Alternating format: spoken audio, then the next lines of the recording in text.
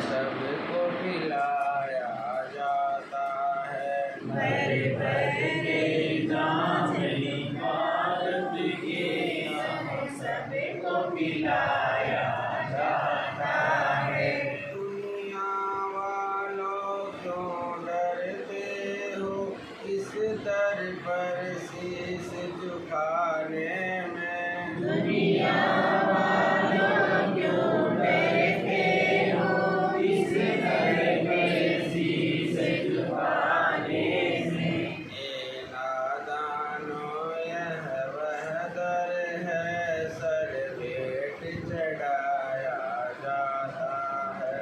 हे नादानों ये वह दर है सर भेंट चढ़ाया जाता है। इल्जाम लगाने वालों ने इल्जाम लगाए लाखों मगर। इल्जाम लगाने वालों ने इल्जाम लगाए लाख मगर। मेरी शोख समझ कर के हम अपना सिर पे उठाए जाते हैं। जिसको से समझ कर हमें अपना सिर पे उठाए जाते हैं। इन प्यारों पर दुनिया वालों हो खास इनायत सतगुरु की। जिन प्यारों पर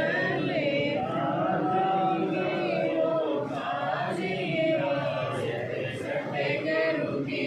संदेश उन्हीं का आता है और वो ही बुलाए जाते हैं। संदेश उन्हीं का आता है और वही बुलाए जाते हैं। दरबार में सच्चे सतगुरु के दुख दर्द मिटाया जाता है।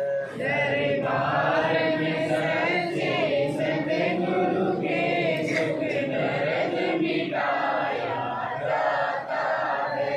जो तंग आए इस जीवन में सीने से लगाया जाता है। जो तंग आए इस जीवन में सीने से लगाया जाता है।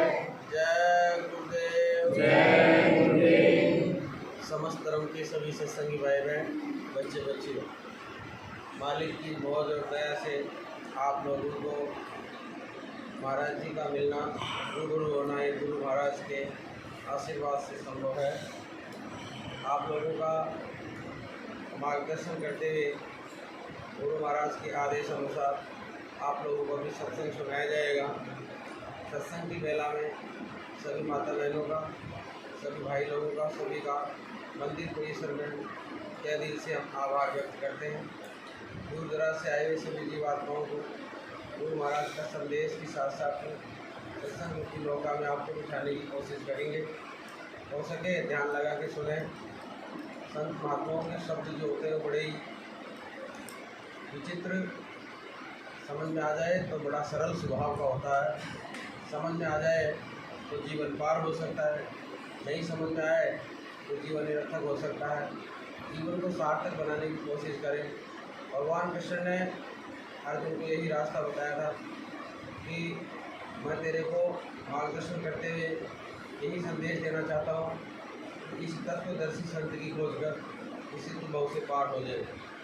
तो सबसे सरल और सीधा जो रास्ता है वो है कि इस संसार में अपन बैठे हैं, इस संसार में इसका नाम है मृत्युलोक।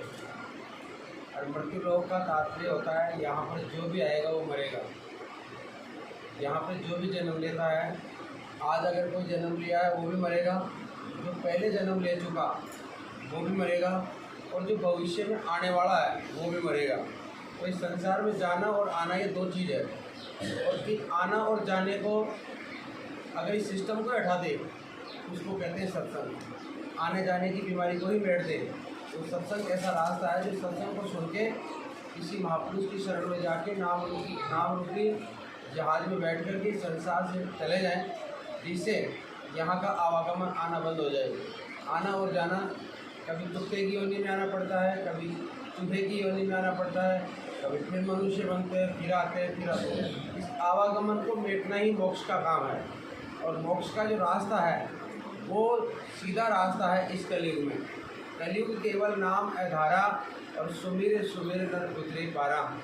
इस कलयुग में इतना सीधा रास्ता है कि अगर कोई भी जीव नाम रूपी जहाज में बैठता है, किसी भी महापुरुष के पास जाके नाम लेता है, उस नाम का सुमरण करता है, तो रामायण में लिखा है कि कलयुग केवल नाम आधारा और सुमिर सुमिर नर उतरे पारा। कि कलयुग में सीधा रास्ता है, पार उतर जाएगा। सत्युग सारा सब वैज्ञानिक, सत्युग में तो सभी वैज्ञानिक थे, सभी ज्ञानी थे। सत्युग में आदमी की लंबाई 22.5 हाथ होती थी और मन हाथी के समान होता था और उम्र 1 लाख वर्ष होती थी। फिर उसके बाद में जैसे त्रेतायुग आया तो त्रेता में 1 शून्य कम हो गई और 10,000 वर्ष बच गई और आदमी की लंबाई 13.5 हाथ हो गई और मन घोड़े के समान हो गया। फिर आ गया द्वापुर, तो द्वापुर में आदमी की लंबाई 7.5 हाथ रह गई और 7.5 से घट कर के और फिर इसका मन बकरी के समान हो गया। उम्र में 1 शून्य फिर कम हो गई, फिर 10,000 वर्ष बच गई। और अब आ गया कलयुग, तो कलयुग में तो 100 वर्ष की उम्र है। 1000 पहले 10,000, पहले 1 लाख, फिर त्रेता में 10,000, द्वापर में 1000 और कलयुग में 100 वर्ष।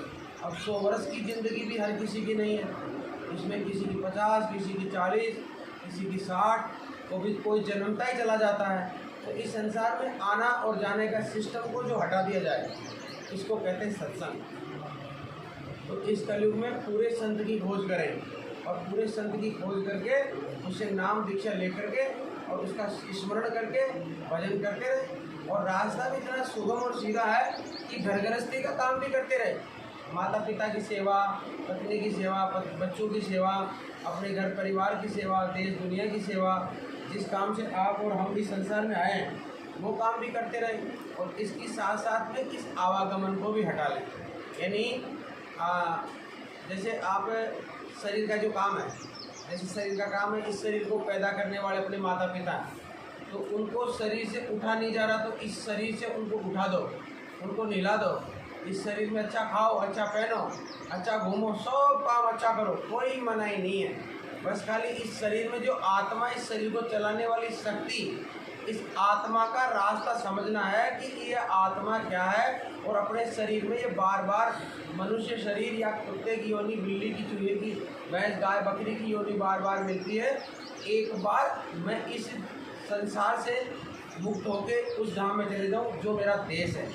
उस देश का नाम है सचखंड। और सचखंड में बिना बजाए बाजा बाजे, घंटा शंख नजारी और बैरा सुन सुन होत मस्त सुध की नहीं बिचारी। वहाँ पर कोई बेईमानी नहीं होती है, कानों की जरूरत नहीं, आँखों की जरूरत नहीं, मुंह की जरूरत नहीं। ये सूक्ष्म लिंग और स्थूल, ये शरीर है स्थूल, और फिर जैसे छाया बन गई अपने शरीर की, ये हो गया मतलब ये तो स्थूल है और वो लिंग शरीर है, और फिर वो शरीर चला जाता है सूक्ष्म शरीर में। तो सूक्ष्म शरीर में ये शरीर नहीं जाएगा। आदमी का शरीर छूटेगा तो 1 लाख बिच्छू डंक मारे उतना दर्द होता है मरते वक्त, और इतना ही दर्द जन्मते वक्त। तो इस दर्द से मुक्ति के लिए महात्माओं के पास जाके नाम दीक्षा लेकर के भजन करके अपने निज धाम चले जाएं। ये देश अपना नहीं है, ये तो किराए का कमरा है।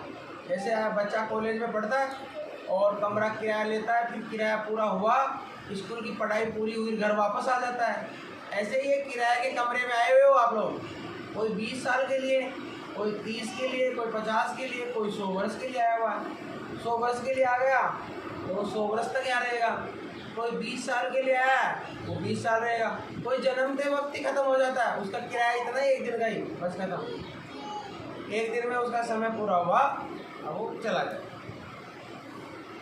अब इसमें सीधा क्या रास्ता है? सीधा रास्ता है, जन्म ले लो, जन्म लिए, माता पिता ने आपकी पढ़ाई करवा दी, पढ़ाई के बाद में आपकी शादी कर दी, तो आप पढ़ाई करके गवर्नमेंट नौकरी करते हो, प्राइवेट करते हो, भैंस चराते हो, गाय पालते हो, वो जो आपका दिमाग जितना काम करेगा, जो आपकी इच्छा है वही काम करें। इसमें कोई बाउंडेशन नहीं है कि आप सभी नौकरी लगे या सभी प्राइवेट काम करें। जिसकी पढ़ने की इच्छा है नौकरी कर लेगा, जिसकी पढ़ने की नहीं है वो मकान बनाना सीख जाएगा, कोई खेती करना सीख जाएगा, कोई खलिहान में काम करता है, कोई दफ्तर में बैठता है, कोई ऑफिस में बैठता है, सब अपना रोजगार करने के लिए काम करते हैं। इसमें कोई बुरी बात नहीं। कोई भाई बहन भैंस पालता है तो कोई गाय पालता है, कोई खेती करता है, निगराई जुगड़ाई करता है, सब काम अपना अपना काम करते हो, ईमानदारी से काम करें। बस बात यह है ईमानदारी से करना, बेईमानी नहीं करनी। और गवर्नमेंट की नौकरी करते हो वो गवर्नमेंट की करो, इसमें कोई बुरी बात नहीं। नौकरी सबको करनी है, वो भी नौकरी है, ये भी नौकरी है। और कोई की इच्छा है कि महाराज जी मैं तो नौकरी नहीं करूँ, ना गवर्नमेंट ना प्राइवेट, कुछ नहीं करूँ, तो बिजनेस करो, खुद का काम करो। तो काम तो सब करते हैं, बस इसमें थोड़ा सा समझने का फ़र्क है। वो समझने का फ़र्क क्या है? शरीर को चलाने वाली शक्ति इसके अंदर बैठी है जीवात्मा। इस जीवात्मा का भोजन है भजन, और भजन करना ही इस आत्मा का मोक्ष का कारण है।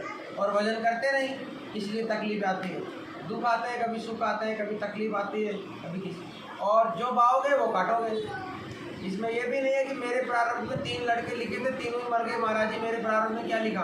कोई नहीं लिखता है, तूने खुद ने लिखा था, इसलिए भगवान ने तेरे लिख दिया। तू जैसे करेगा वैसे लिख जाएगा। अब सुबह से शाम तक तू जो जो करेगा शाम को खाते में लिख जाएगा, और फिर परसों तू भोगने के लिए तैयार है। इस हाथ से कर ले, इसे भोग ले, इससे करेगा, इसे भोग लो। प्रेम, तुम प्रेम किसी से करोगे तो तुमसे कोई प्रेम करेगा, तुम किसी से कोई नफरत करोगे तो तुमसे कोई नफरत करेगा।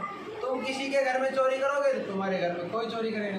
तुम किसी को मारोगे तो तुमको कोई मारेगा। ये गुंडे मुआफिर होते हैं, बड़े बड़े इंस्टीट्यूटर, ये सबको बंदूक से उड़ाते हैं और लास्ट में बंदूक से उठते हैं।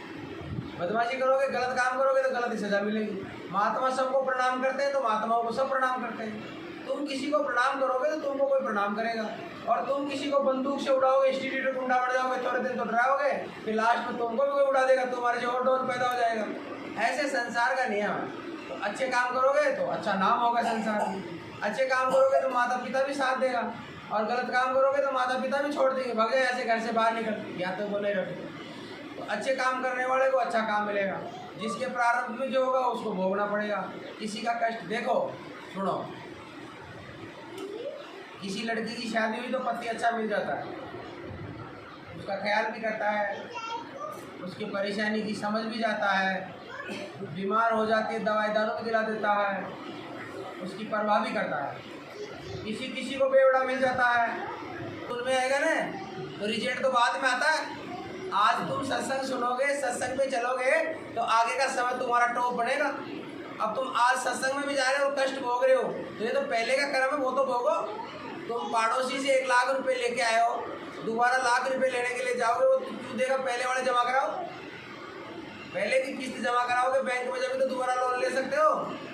लेकिन किस्त चुकाने वाले तो टाइम पे नहीं चुकाते, उनको तो आके बैंक वाले। अब जैसे आपके ज़मीन पे आपने किसान क्रेडिट कार्ड लिया है, और किसान